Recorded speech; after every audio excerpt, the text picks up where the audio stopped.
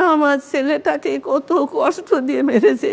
ওরা যদি আমার ছেলেটাকে গুলি করে মারতো তবু তো আমার কিছু মনে হতো না। যে গায়ে আমি কোনোদিন কাউকে হাত দিতে দিই নাই, জোর গায়ে দাগ হবে, সেই গাটাকে ও তো কত কত বিক্ষত করে নিয়ে গেছে।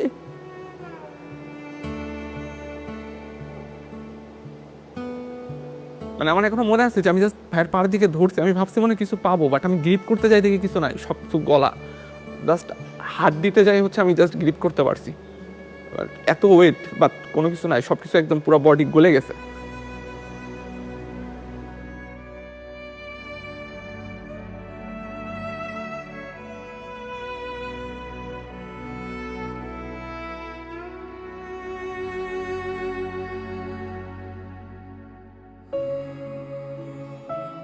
আমি দেশ নিয়েও ভাবতো, ও সবসময় দেশের কথা চিন্তা করতো।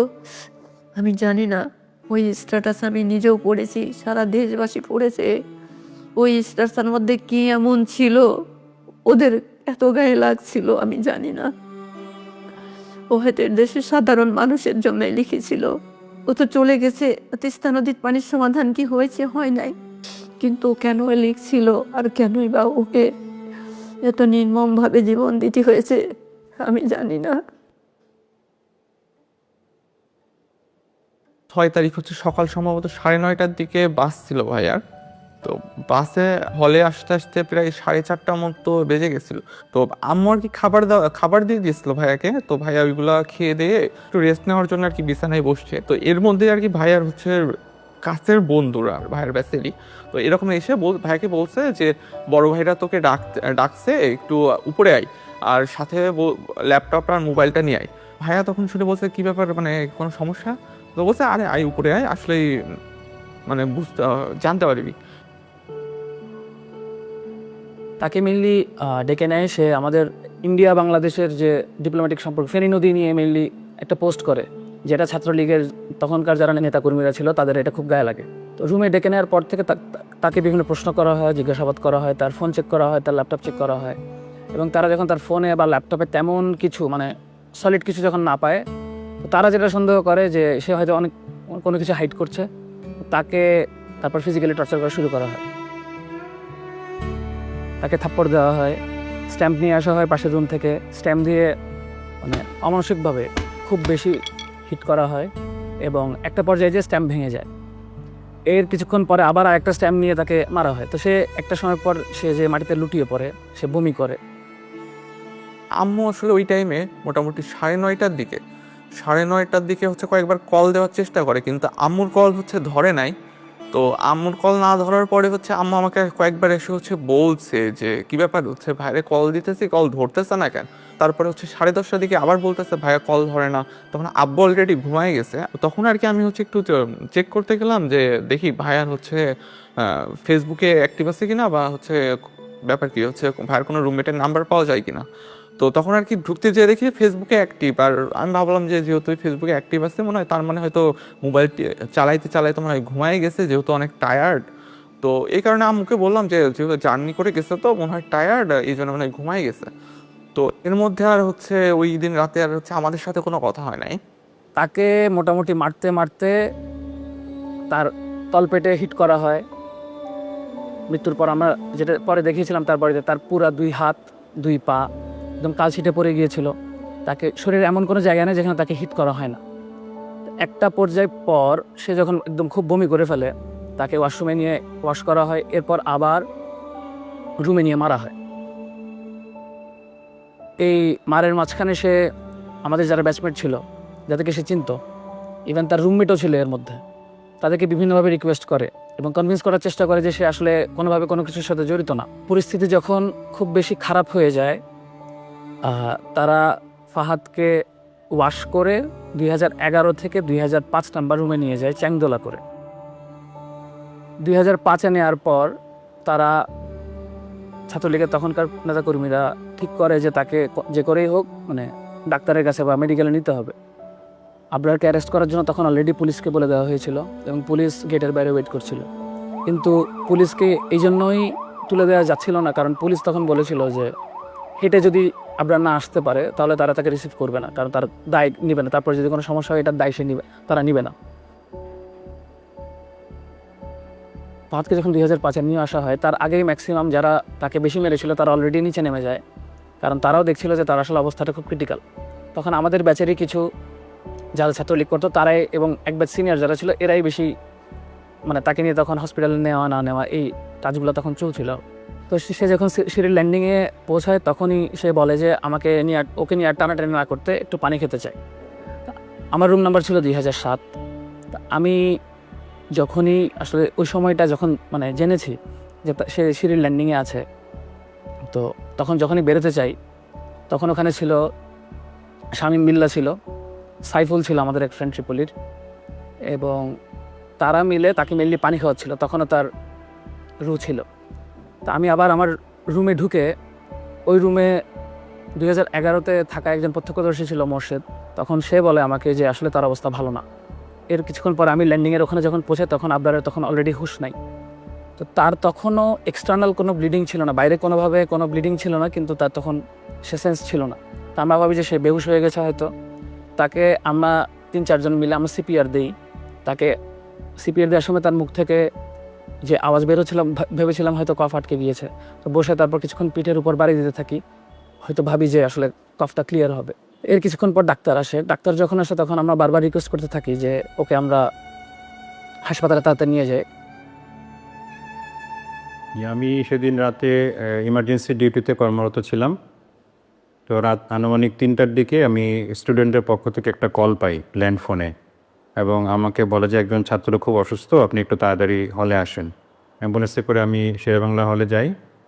যাওয়ার পরে আমি শেরেবাংলা হলের প্রথম তলা এবং দ্বিতীয় তলার মাঝখানে সিঁড়িতে আবরার ফাহাদকে ওখানে রেখে রাখা সহ অবস্থায় দেখতে পাই। পরে আমি তাকে পরীক্ষা নিরীক্ষা করার পর আমি দেখতে পাই যে সে মৃত। এবং পরীক্ষার সময় তার যখন পালস, ব্লাড প্রেশার যখন চেক করি, তো তখন দেখি যে তার শরীরের মধ্যে অনেক আঘাতের চিহ্ন।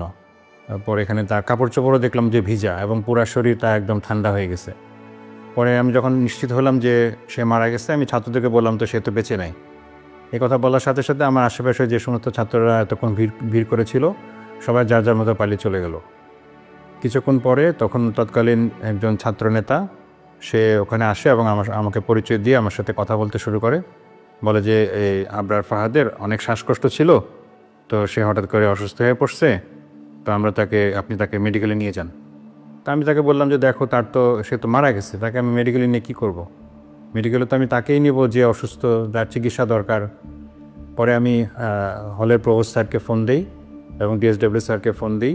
ইতিমধ্যে ছাত্ররা যখন দেখছে যে আমি তাকে নিচ্ছি না, ওরা নিজেরা গিয়ে অ্যাম্বুলেন্স থেকে ট্রলিটা নামায় নিয়ে এসে তারা নিজেরাই আবরার ফাহাদকে ট্রলির উপর উঠে নিচতলায় করিডোরের সামনে তাকে রাখি। In the mean time DSW sir চলে আসেন, প্রভোস্ট স্যারও চলে আসেন। ওনাদেরকে আমি বললাম যে দেখেন ও তো মৃত। তো তখন পুলিশকে ফোন দেওয়া হয় এবং চকবাজার থানা থেকে পুলিশ চলে আসে অল্প সময়ের মধ্যে। আসার পরে পুলিশ তাকে নিয়ে তার সুরত হাল রিপোর্ট করে।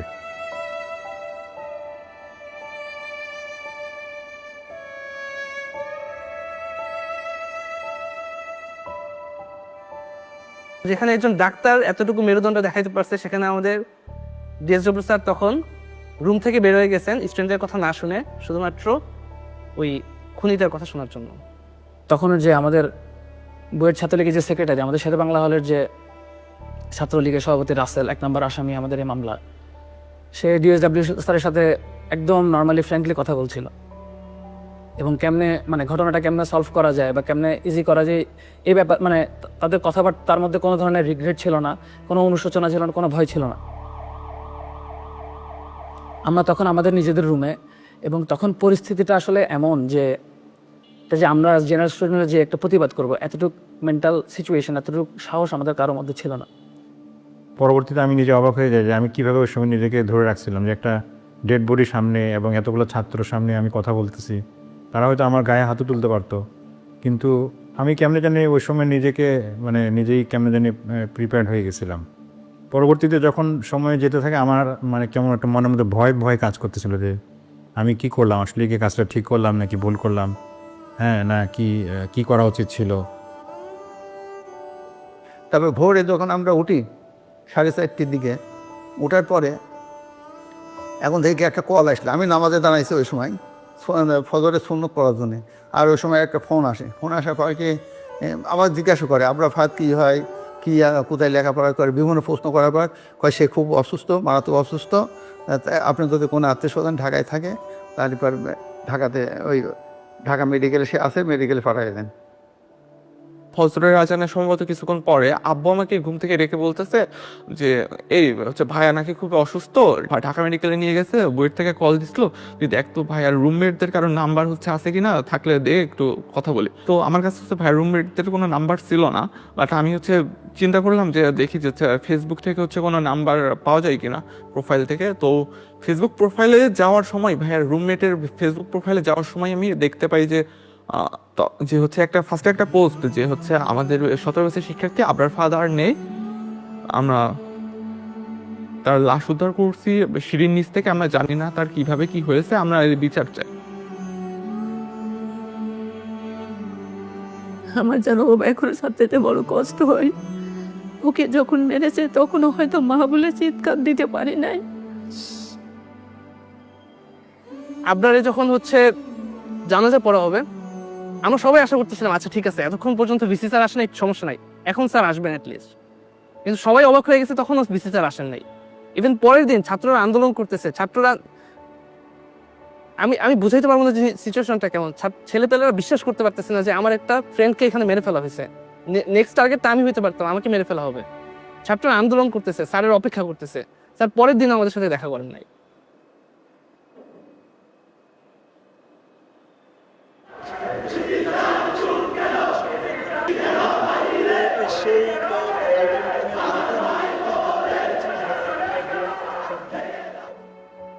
ইভেন আমরা একটা মিটিং করি ভিসি স্যারের সাথে তখন 11 অক্টোবর। ওই মিটিংটা হচ্ছে সব মিডিয়াও প্রচার করছে। মিটিংয়ের সময় আমরা ভিসি স্যারকে জিজ্ঞেস করি যে স্যার আচ্ছা ঠিক আছে, আপনি মেনে নিচ্ছেন যে ছাত্র রাজনীতি আপনি নিষিদ্ধ করবেন, ঠিক আছে আমরা মেনে নিতেছি, কিন্তু এটা কি চিরস্থায়ী হবে? তখন ওনার উত্তর ছিল যে চিরস্থায়ী তো তুমিও না আমিও না। একটা ছেলে মারা গেছে, তখন উনি এই কনফিডেন্সটা বা এইটুকু চেতনা তার মধ্যে জাগ্রত হয় না যে সে বলবে না আমি চেষ্টা করবো, আমি যতদিন আছি এই জায়গায় আমি কখনোই ছাত্র রাজনীতি ঢুকতে দেবো না।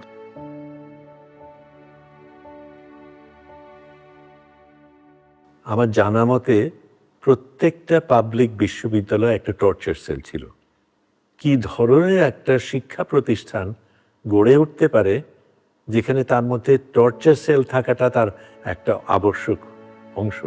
আমাকে যদি প্রশ্ন করেন যে আপনার আসলে অপরাধটা কি, তাকে কেন এভাবে হত্যা করা হয়েছে, প্রথম পয়েন্ট যেটা আসবে সেটা হলো সে বাংলাদেশের স্বার্থ বিরোধী যে কাজগুলা গত সরকার করতো, গত আওয়ামী লীগ সরকার যে কাজগুলো করেছে তার প্রতিবাদ করা, তার নাম্বার 1 পয়েন্ট। ধর্ম পালন আর দেশের স্বার্থে কথা বলার বাইরে আসলে আপনার ফাদার আর কোনো অপরাধ ছিল হচ্ছে কাইন্ড অফ, যদি বলি এই বাংলাদেশে জন্ম নেওয়া, কাইন্ড অফ জিনিসটা আসলে এরকমেরই হয়ে গেছে, আর বইটা ভর্তি হওয়া।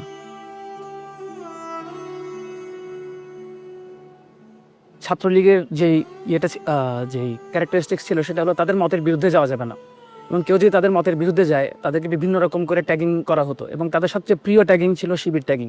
ছাত্রলীগ আসলে আবরারকে শিবির ট্যাগ দিয়ে তাকে হত্যা করার একটা এক্সকিউজ পায় এবং তাকে শেষ পর্যন্ত হত্যা করে।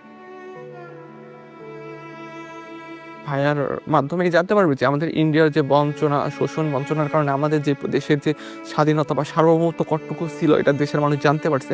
আর আশা করি যে ভবিষ্যতে দেশের মানুষ এই ব্যাপারটা নিয়ে সচেতন হবে। ভারতীয় আধিপত্যবাদের যেই রোলটা প্লে করতো আওয়ামী লীগ, এটা যারাই এক্সপোজ করতো বা যারা এটাই পাবলিকলি এক্সপ্রেস করতো, এটা আওয়ামী লীগের আসলে সহ্য হতো না।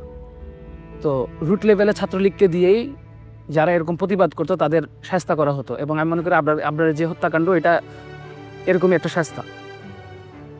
আবরার ফাহাদ আর জুলাই দুইটা আসলে ওতপ্রোতভাবে জড়িত, কারণ আবরার ফাহাদে আমাদেরকে পথ দেখাইছে যে মানে আমাদের পথ দেখাইছে বলতে আমরা যারা সবসময় মনে করছি যে আমার কাছ তো পড়াশোনা করা, রাষ্ট্র কি করবে, পররাষ্ট্রনীতি কি হবে, ইন্ডিয়ার সাথে আমার কি সম্পর্ক হবে, এগুলো নিয়ে আমি মাথা ঘামে কী করবো, এগুলো তো রাজনৈতিক দলদের বিষয়। তো ওই জায়গা থেকে আবরার ফাহাদ আমাদের একটা বড় একটা অংশের জন্য সে পথ প্রদর্শক ছিল।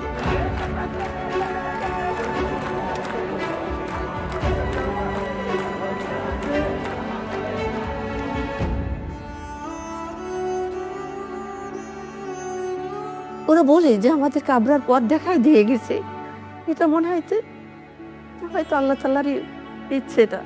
তো আমাদের এই ভারতীয় অধিপত্যবাদ এবং আওয়ামী ফ্যাসিজমের এগেনস্টে এবং এই ছাত্রলীগ যে একটা সন্ত্রাসী সংগঠন, সেই সন্ত্রাসের এগেনস্টে কথা বলার পর্যন্ত পৌঁছাতে অ্যাকচুয়ালি আবরার ফাহাদকে জীবন দিতে হয়েছে। এবং এই যে জুলাই গণঅভ্যুত্থান হয়েছে, ফাহাদ এভাবে যদি আসলে আবরার ফাহাদ মারা না যেত, তাহলে আমাদের সাধারণ ছাত্রদের যে চৈতন্যটা এত বড় নাড়া আসলে খেত না। এবং এই জুলাই গণঅভ্যুত্থানে আবু সাইদ মারা যাওয়ার আগ পর্যন্ত আমাদের ইমাম কে ছিল? আমাদের ইমাম ছিল আসলে আবরার ফাহাদ। এই অবদানের ফলেই কিন্তু এই অভ্যুত্থানের ক্ষেত্র প্রস্তুত হয়েছে। সেই প্রেক্ষাপটটা আমাদেরকে ভুললে চলবে না, এবং এই প্রেক্ষাপটটা মনে রাখতে হবে আমাদের ভবিষ্যৎ বংশধরকে, যাতে এই রকম আর পরিস্থিতির সৃষ্টি না হয়। 6 বছর আমাকে ছেড়ে চলে গেছে, মনে একবার মনে হচ্ছে না যে আমি আমাকে ছেড়ে চলে আসছি।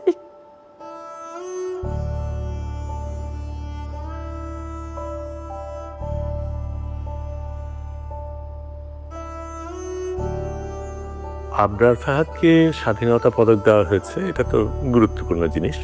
স্বাধীনতা পদক আমাদের সর্বোচ্চ পদক নাগরিকের জন্য।